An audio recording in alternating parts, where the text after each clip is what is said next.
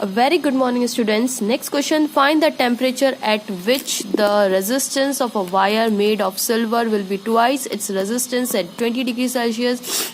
Take 20 degrees Celsius as a reference temperature, and temperature coefficient of a resistance of silver at 20 degrees Celsius is equals to 4 into 10 to the power minus 3 per Kelvin. Okay. सो मैंने alpha जो होता है ना, coefficient of resistance, temperature coefficient of resistance, इसको alpha बोलते हैं. हाँ, alpha is the temperature coefficient of resistance, जिसकी वैल्यू उन्होंने ये दे के रखी फॉर दिस सिल्वर मटेरियल. अब ये होता क्या है, is a measure of how much a substances electrical resistance changes which each degree of temperature change. मतलब ये किस पे डिपेंड करता है, टेम्परेचर पे डिपेंड करता है. अगर आप टेम्परेचर बढ़ाने के साथ आपका मटेरियल किस तरीके का रेजिस्टेंस प्रोवाइड करता है. फॉर एग्जांपल, अगर आप मेटल लेंगे तो मेटल के केस के अंदर क्या होता है, मेटल के अंदर अगर आप टेम्परेचर बढ़ाएंगे तो जाहिर सी बात है रेजिस्टेंस क्या होता है, बढ़ता है उस केस के अंदर. सिमिलरली अगर आप सेमीकंडक्टर की बात करते हैं तो सेमीकंडक्टर में क्या होता है, टेम्परेचर इंक्रीज करने पर रेजिस्टेंस क्या होता है, उसके अंदर डिक्रीज होता है. क्यों? क्योंकि एक पर्टिकुलर टेम्परेचर तो वो लोग कंडक्ट ही नहीं करते, फिर एक थोड़ा सा हम जब टेम्परेचर देते तब जाके इलेक्ट्रॉन्स जाते कंडक्शन बैंड में, फिर वो कंडक्ट करने लग जाते, तो उनका रेजिस्टेंस डिक्रीज हो जाता है टेम्परेचर इंक्रीज करने पर. तो इस तरीके से अल्फा जो है वो टेम्परेचर डिपेंडेंट कोफिशिएंट है कि इस तरीके से मटेरियल का ये वो बताता है कि मटेरियल टेम्परेचर पे किस तरीके से डिपेंड करता है. ठीक है, तो चलिए अब इसका फॉर्मूला आप सबको पता ही होगा. तो we have formula R2 is equals to R1 1 plus alpha T2 minus T1. ठीक है, ये फॉर्मूला होता है अल्फा. अब मैं R2 R1 भी आपको एक्सप्लेन कर देती हूँ. R1 क्या है, जिस T1 टेम्परेचर पर जो रेजिस्टेंस होगा उस मटेरियल का उसको R1 बोलेंगे. तो T1 टेम्परेचर, गौर से पढ़िए क्वेश्चन, फाइंड द टेम्परेचर, हमें वो टेम्परेचर फाइंड आउट करना है eight which the resistance of a wire जो कि सिल्वर से बना हुआ है will be twice its resistance at 20 degree Celsius.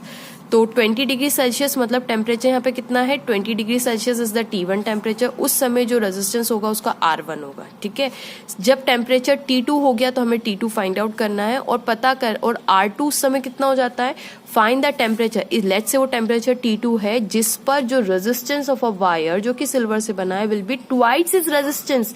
तो 20 डिग्री सेल्सियस पे ये इतना था, रेजिस्टेंस R1 था. तो T2 टेम्परेचर पे जो रेजिस्टेंस क्या होगा, ये वाला रेजिस्टेंस 2 टाइम्स ऑफ R1 हो जाएगा, है ना, लिखा हुआ है ना, will be twice its resistance at 20 degree Celsius. तो 20 डिग्री सेल्सियस पे अगर टेम्परेचर 20 डिग्री सेल्सियस पे अगर रेजिस्टेंस R1 है तो इस पे कितना हो जाएगा, 2 टाइम्स ऑफ R1 हो जाएगा T2 टेम्परेचर पे. तो वो हमें निकालना है. ओके, इसको थोड़ा सा प्यार से सॉल्व कर लेते हैं. R2 इज इक्वल्स टू, मैं R1 का अंदर मल्टीप्लाई कर रही हूँ, ईजी हो जाएगा. ठीक है, T2 माइनस T1.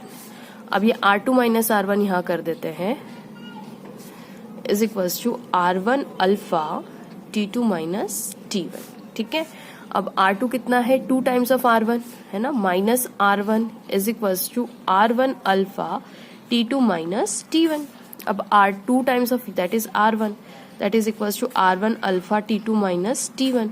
अब देखिए आप, R1 से R1 गया, यहाँ पे आपके पास बचेगा 1 is equals to alpha T2 minus T1. T2 तो हमें पता करना है और T1 हमारे पास अभी बाद में रख देते. ठीक है, अब अल्फा यहाँ पे अगर नीचे ले आए तो हमारा आंसर कुछ इस तरीके से बन जाएगा. ठीक है, अब अल्फा की वैल्यू देखिए क्वेश्चन में क्या दे के रखिए, temperature coefficient of resistance of silver at 20 degree पे इतना है. मतलब उन्होंने 20 डिग्री के हिसाब से आपको काम करके दिया हुआ कि जब 20 डिग्री सेल्सियस था तब उसका जो अल्फा कोफिशिएंट था वो इतना था. ठीक है, तो हम 20 डिग्री के हिसाब से देखते हैं. 4 into 10 to the power minus 3, okay, minus 3 पर केल्विन. पर मतलब केल्विन इधर पर में, ओके, ऊपर जाएगा तो केल्विन हो जाएगा. ओके, पर केल्विन है ना, 4 डिग्री सेल्सियस पर केल्विन. ठीक है, कोई दिक्कत नहीं है. अब इसको हम ऐसे सॉल्व कर सकते हैं, 10 to the power 3 divided by 10 to the power 3 divided by 4 is equals to T2 minus T1. ठीक है, अब ये 1000 यानी 1000 हो गए divided by 4 T2 minus T1. अब ये कितना हो जाएगा, 250 हो जाएगा, that is equals to T2 minus T1. अब स्टूडेंट्स को यहाँ पे दिक्कत आ रही होगी कि मैम ये केल्विन में है, इसमें आप गौर से देखिए, it is just a temperature difference. Temperature difference 250 के बराबर आया है. तो डिफरेंस केल्विन में भी उतना ही रहेगा और सेल्सियस में भी उतना ही रहेगा, मतलब ये ओवरऑल तो 250 के बराबर आया है ना। चलिए एक काम करते हैं, हमें यहाँ पे दिया हुआ है T1 जो दिया हुआ है 20 डिग्री सेल्सियस पे कैलकुलेट की हुई है, तो इसको अगर हमें केल्विन में कन्वर्ट करना है तो 273 प्लस 20 कर देंगे तो आंसर कितना आ जाएगा 293 आ जाएगा। ठीक है, कोई फर्क नहीं पड़ेगा अगर सेल्सियस में भी रखते तब भी, क्योंकि it is just a difference. अगर आप T1 की जगह मैं उससे भी करके दिखाती हूँ आपको, ठीक है, डोंट वरी। तो अभी हम केल्विन में कन्वर्ट कर लिया हम लोगों ने, तो डायरेक्ट केल्विन में रख देते हैं। तो T2 250 यहाँ पे और 250 प्लस 293 है ना, तो 3 that is equals to T2।